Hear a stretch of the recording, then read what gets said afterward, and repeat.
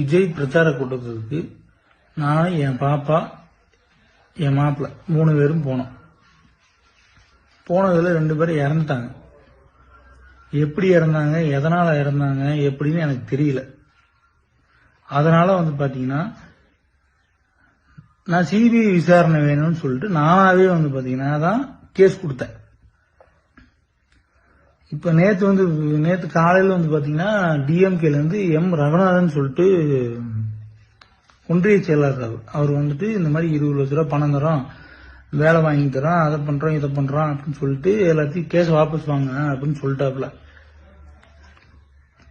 நான் சரின்னு சொல்ல, சரி நான் கேட்டுட்டு நான் சொல்றேன் அப்படின்னு சொல்லிட்டு அனுப்பிச்சு விட்டேன். இப்ப பாத்துட்டீங்கன்னா காலையில நியூஸ்ல இந்த மாதிரி போகுது, பிரபாகரன்றவரு இந்த மாதிரி கேஸே ஃபைல் பண்ணல அப்படின்னு சொல்லிட்டு போகுது. நான் தான் கேஸ் ஃபைல் பண்ணேன். இந்த மாதிரி என் பேர் தான் போடுறாங்க. பிரபாகர் எல்லாம் கேஸ் கொடுத்ததே தெரியாத மாதிரி போடுறாங்க. அதனால இவங்க இந்த மாதிரிலாம் பண்றவங்க வேற என்ன வேணாலும் பண்ணலாம். நானும் எங்க அம்மாவும் மட்டும்தான் இருக்கு என் குடும்பத்துல.